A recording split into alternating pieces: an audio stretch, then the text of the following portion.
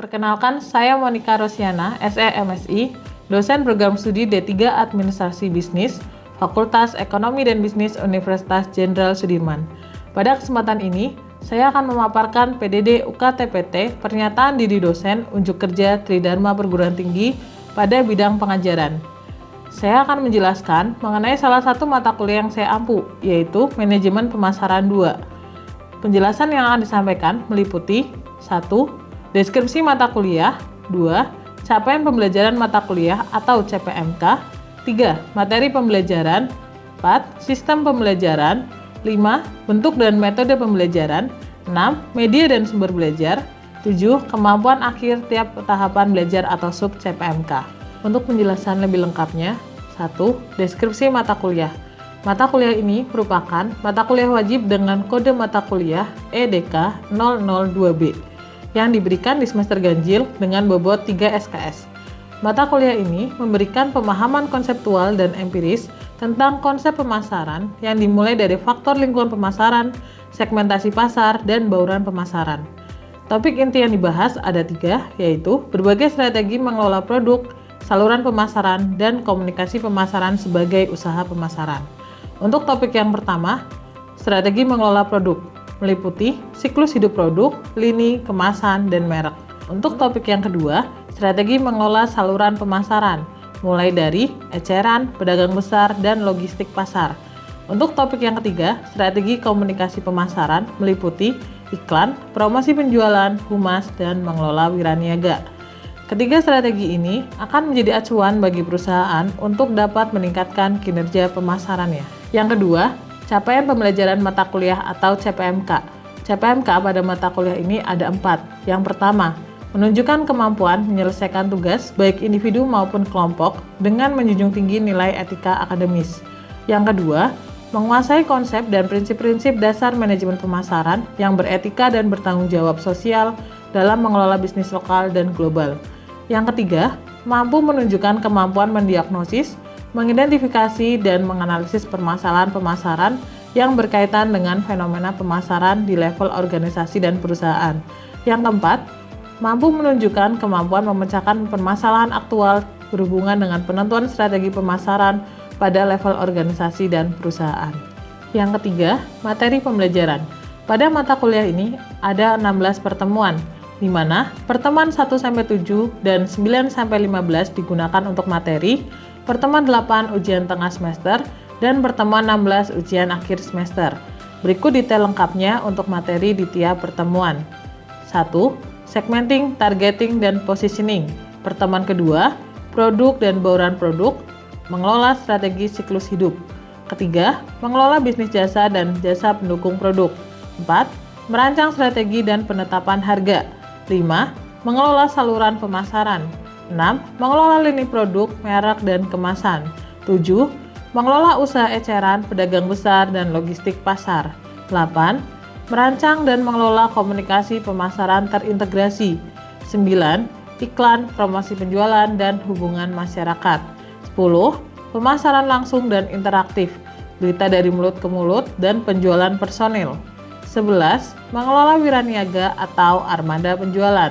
12. Pemasaran e-commerce. 13. Manajemen hubungan pelanggan. Dan 14. Merancang dan mengelola strategi pemasaran global. Yang keempat, sistem pembelajaran. Sistem pembelajaran pada mata kuliah ini menggunakan DIA atau Delivery, Interaction, and Assessment. Poin yang pertama, delivery.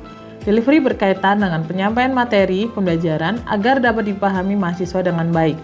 Materi disajikan dengan mengacu pada capaian pembelajaran lulusan atau CPL yang diturunkan ke dalam CPMK dan sub CPMK dan disampaikan pada setiap awal pembelajaran agar tujuan pembelajaran dapat tercapai dengan baik. Poin yang kedua, interaction. Interaction berkaitan dengan interaksi pembelajaran antara dosen dan mahasiswa dalam mencapai capaian pembelajaran. Pembelajaran interaktif di kelas menggunakan pendekatan student-centered learning dengan cara memberikan materi kepada mahasiswa dan memberikan topik kasus dari buku dan beberapa artikel jurnal yang relevan. Kemudian, mahasiswa akan berdiskusi secara berkelompok di dalam forum yang sudah disediakan di Learning Management System e-Learning Jenderal Sudirman University atau LMS LDRU. Interaksi pembelajaran asinkronus juga dilakukan melalui LMS Eldiru, yaitu dengan memberikan RPS, presensi, materi, video, bahan diskusi mengenai topik yang akan dipelajari sebelum dan sesudah perkuliahan berlangsung. Poin yang ketiga, assessment. Berkaitan dengan proses penilaian secara objektif guna mengukur kemampuan setiap mahasiswa. Berikut proporsi penilaiannya. Untuk ujian tengah semester, 15%. Untuk ujian akhir semester, 15%. Untuk case-based learning, 50%. Tugas terstruktur, 10%. Dan kuis, 10%. Yang kelima, bentuk dan metode pembelajaran. Pada mata kuliah ini, bentuk pembelajarannya adalah kuliah tatap muka dengan metode ceramah, presentasi, dan diskusi. Yang keenam, media dan sumber belajar. Media yang digunakan dalam proses pembelajaran di mata kuliah ini meliputi PowerPoint, LCD, papan tulis, laptop, serta e-learning berupa Eldiru. Untuk sumber belajar, menggunakan referensi buku Marketing Management karangan Philip Kotler et al. Edisi 16 tahun 2021 dengan penerbit Pearson Education sebagai pustaka utama. Sedangkan pustaka pendukung menggunakan karangan dari Philip Kotler et al. Dengan judul Marketing Management An Asian Perspective, 5th edition tahun 2018. Dan kami juga menggunakan beberapa jurnal penelitian sebagai pendukung topik. Yang ketujuh, kemampuan akhir tiap tahapan belajar atau sub-CPMK. Pertemuan pertama, capaian pembelajaran khusus yang akan dicapai adalah 1. Mahasiswa mengetahui kontrak pembelajaran. 2.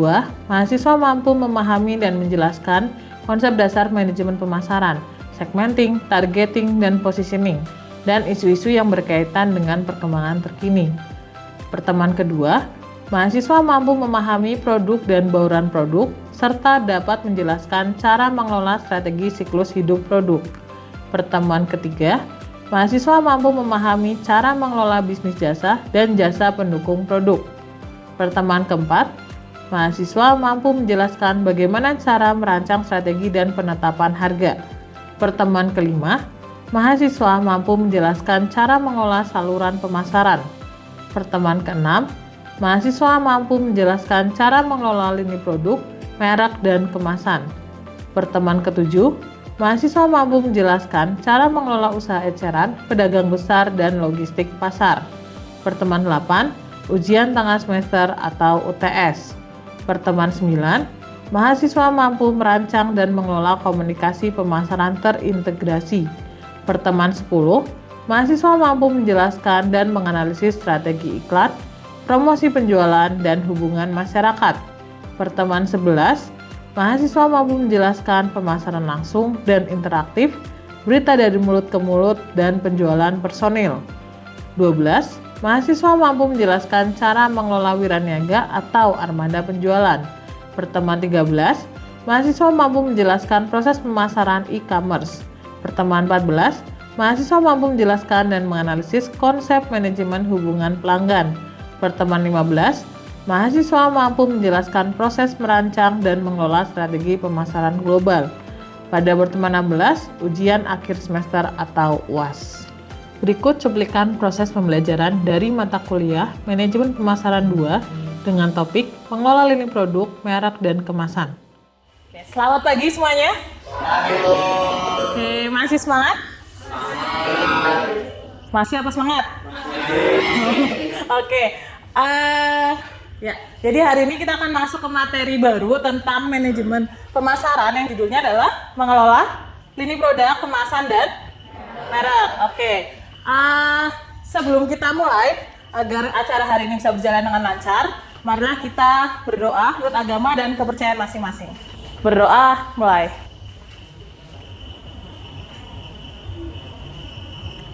Berdoa, selesai. Oke, ya.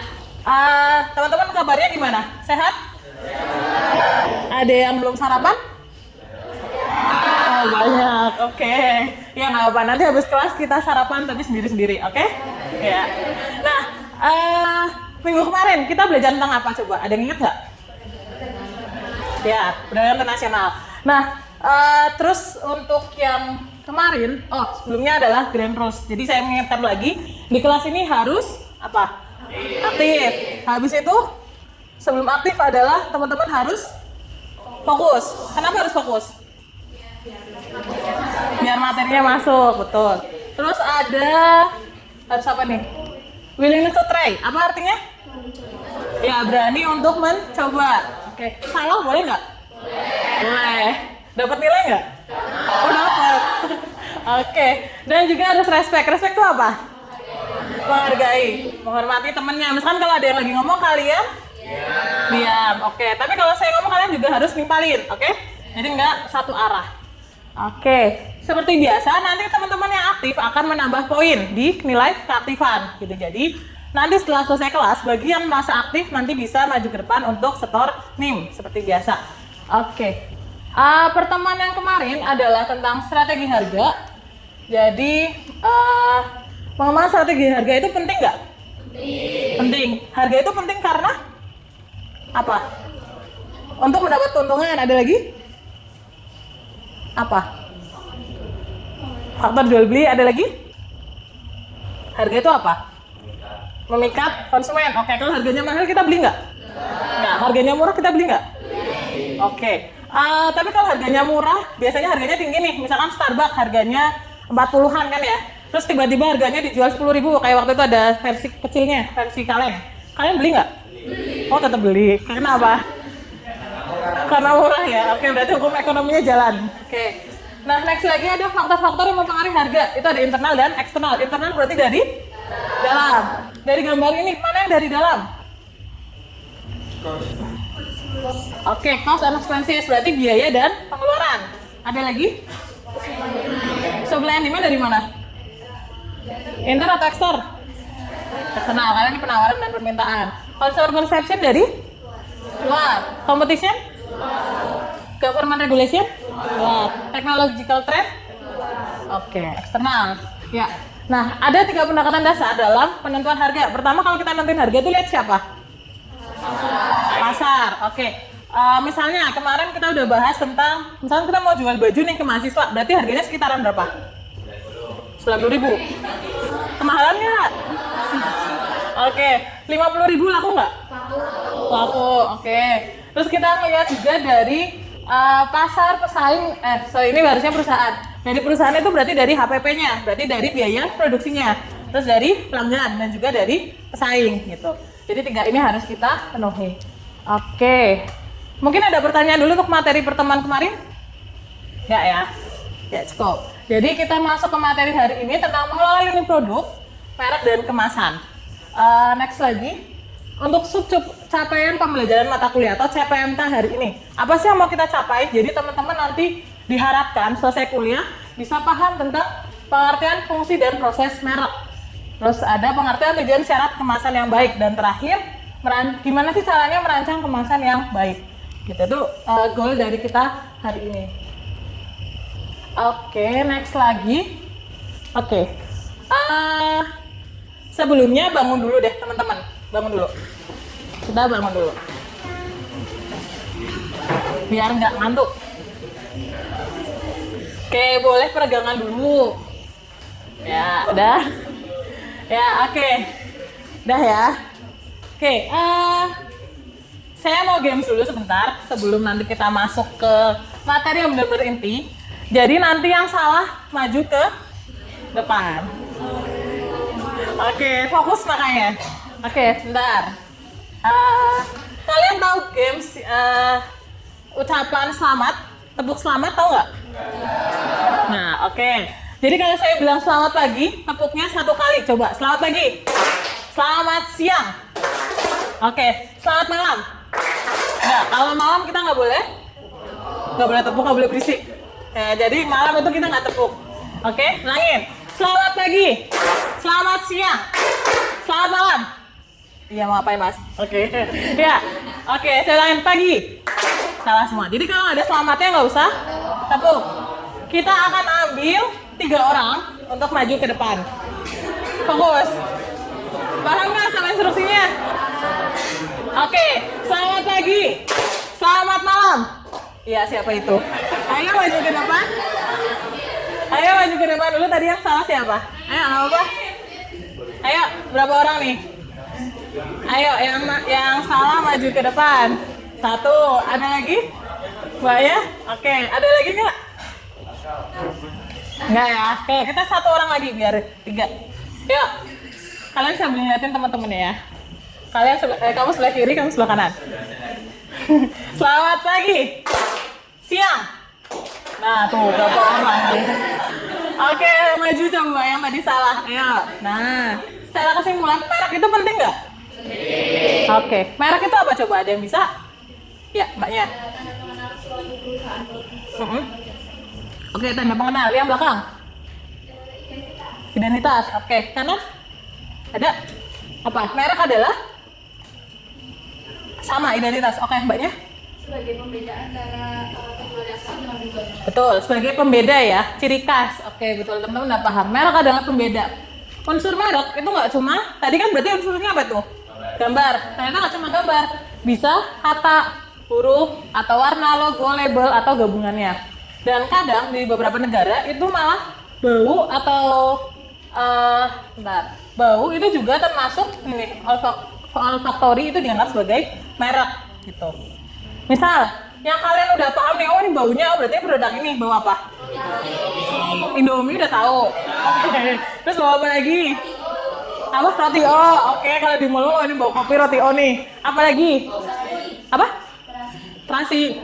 Mereknya apa? Oke. Next lagi ya. Apa sih fungsi merek selain pembeda? Apa? Selain pembeda apa? Kalau dalam hal marketing, merek itu untuk apa?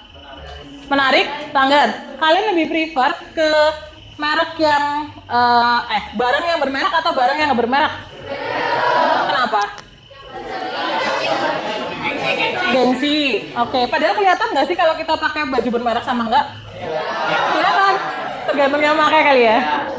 Oke, nah ini fungsi merek. Jadi ada membedakan hasil produksi. Terus juga ada alat promosi. Terus juga jaminan atas mutu. Biasanya kalau bermerek berarti dia udah lebih bagus apa lebih buruk? Bagus. Oke, terus juga petunjuk asal barang atau jasa. Terus juga sarana untuk membangun reputasi perusahaan. Oke, next lagi. Proses membuat merek.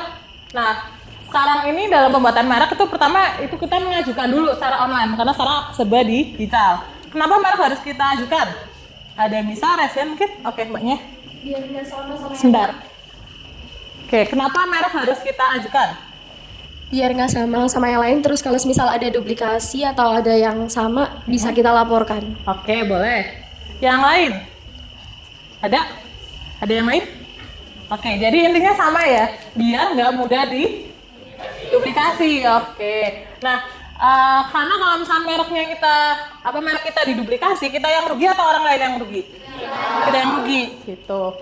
Jadi kita harus mengajukan merek sebagai hak cipta kita. Itu caranya pertama kita mengajukan secara online. Nah nanti kita secara online registrasi akun, pembayaran biasa harus nanti sampai akhirnya dikeluarkan bentuknya adalah sertifikat hak cipta seperti itu. Oke, ini untuk merek. Next kita move ke materi tentang kemasan. Ya, sub yang kedua, kemasan. Ketika teman-teman lihat ini apa yang bisa teman-teman ceritakan atau simpulkan? Ada yang bisa resen? Oke, mbaknya sebentar. Berarti kemasan itu kayak melindungi dari suatu produk yang ada di dalamnya. Oke, kemasan sebagai pelindung. Jadi kita harus membuat desain yang impresif. Tadi impresif itu apa? Menarik, ada jelas dan simple. Oke, pertama ini nih banana. Berarti dibuat dari apa ini? Banana. Oke, dengan warna kuning, kita paham nggak kalau ini dari pisang? Karena warnanya udah mencirikan pisang. Oke, terus diganti jadi mosaik chips. Lebih jelas apa lebih nggak jelas? Kenapa nggak jelas? Masa pisang biru? Oke. Terus tapi ada teksnya ya, bikin lebih jelas. Ada tulisan keripik pisang oven. Kita tahu berarti ini keripik pisangnya digoreng apa di oven? Iya betul. Jadi sebenarnya lebih bagus, informasinya lebih lengkap. Tapi di sini mungkin untuk warna kemasannya kurang cocok karena dia warnanya biru. Cuma kalau misalkan warna kuning juga masa kuning sama kuning nggak kelihatan kan ya? Jadi harus impresif juga.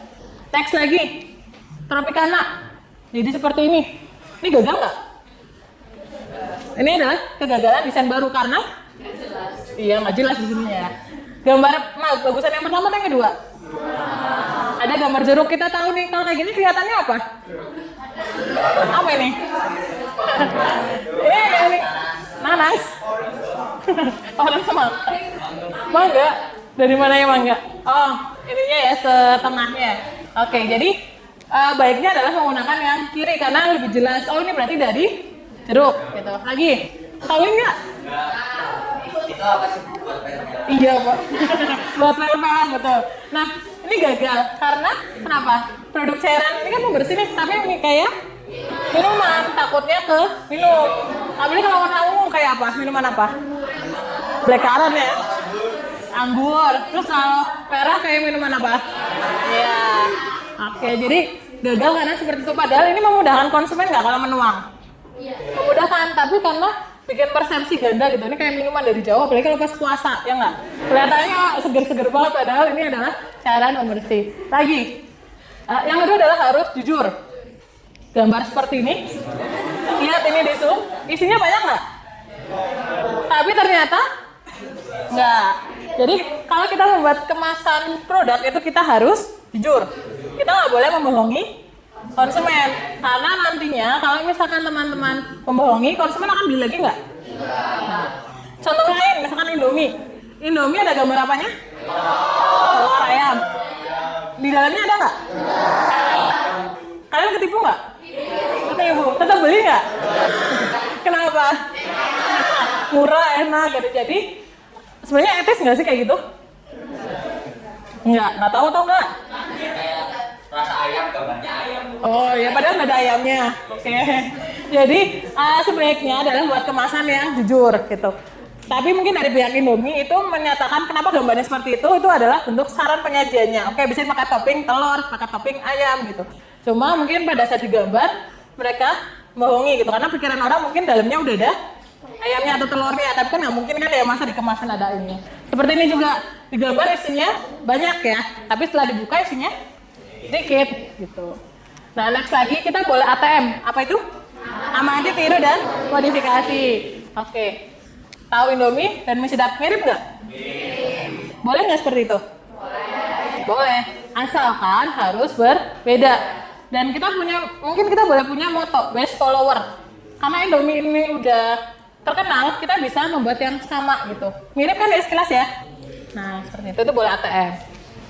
Terus kita juga boleh beda dari yang lain. Yang lain misalnya lingkaran, kalian pilih kotak gitu, outside. Nah, desain dengan fungsi lebih. Kira-kira lebih mudah mana, yang botol kayak gini apa yang kebalik? Botol dibalik, penjualan roket. Nah, ya. Next lagi. Jadi kalau mau merancang kemasan tuh harus mulai dari mana sih? Dari mana? Masa tiba-tiba desain? Kita harus tahu apa dulu? Ya, produknya kita. Apakah semua produk itu bisa dikemas dengan kemasan yang sama? Enggak dong.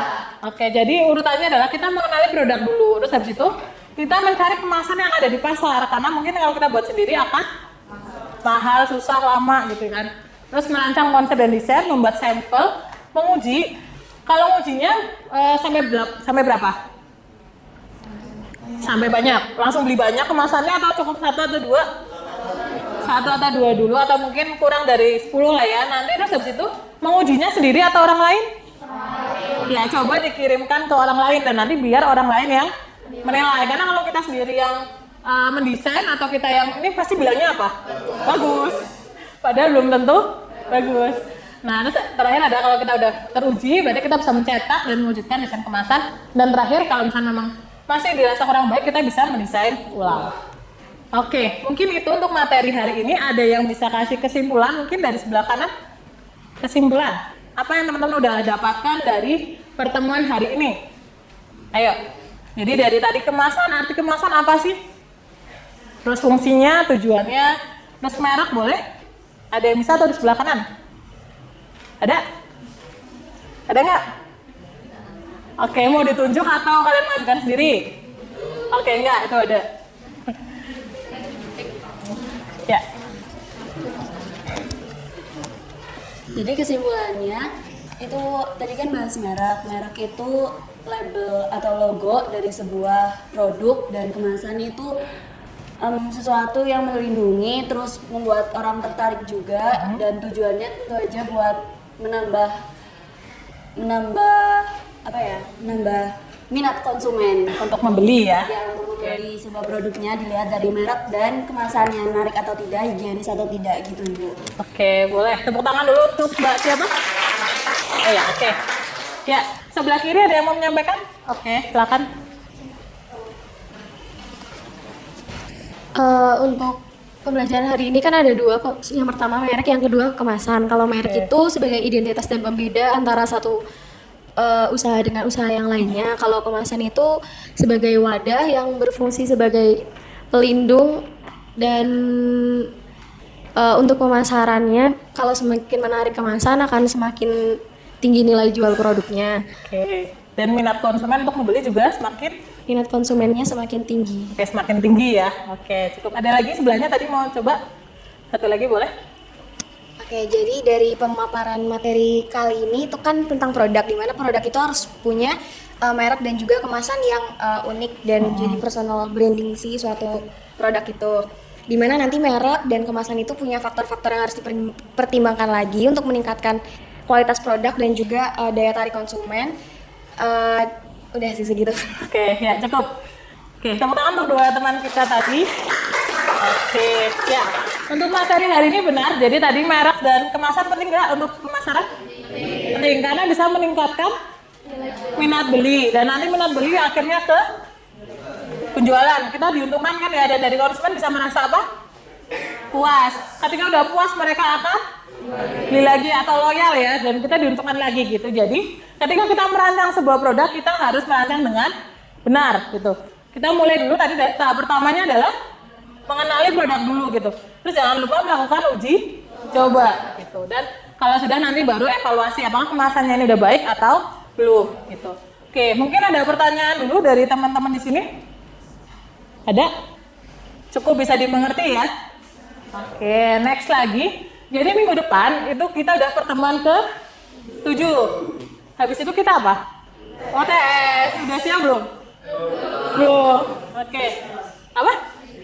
Pre-UTS nanti gampang. Oke. Nah, jadi untuk pertemuan depan, karena kita udah pertemuan terakhir itu dan nanti akan dilanjutkan dosen yang lain, kita akan ada tugas sesuai kemarin di kontrak pembelajaran. Di pertemuan 7 ada tugas yang ketiga. Itu materinya berarti dari pertemuan 5, 6, dan 7. Ya, kemarin kita udah belajar tentang strategi dan penetapan harga, lini produk, terus untuk minggu depan kita mengelola usaha eceran, pedagang besar, dan logistik pasar gitu. Jadi silakan nanti teman-teman bisa mempelajari dulu, dan minggu depan akan disampaikan materi lagi tentang bagaimana sih cara mengelola usaha eceran, pedagang besar, dan logistik pasar. Habis itu kita akan tugas, dan nanti pengumpulannya akan via El Biru ya gitu. Dan juga untuk presensi, apakah sudah absen semua di rumah masing-masing? Sudah. Nah, untuk pertemuan 7 juga, nanti teman-teman silakan kembali mereview untuk pertemuan 1 sampai pertemuan 7. Kalau ada yang mau ditanyakan, bisa ditanyakan saat perkuliahan di pertemuan 7. Gitu. Nanti teknis untuk ujian, terus juga untuk penilaian feedback, tugas-tugas itu akan diberikan di pertemuan 7. Jadi diharapkan untuk hadir semua. Bisa dimengerti? Oke.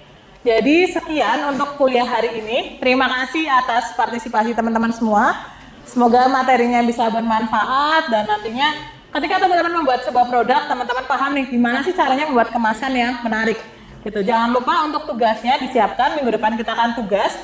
Dan nanti untuk pertemuan ke-7 juga bisa dipelajari dulu materinya di rumah. Kalian bisa belajar dari mana?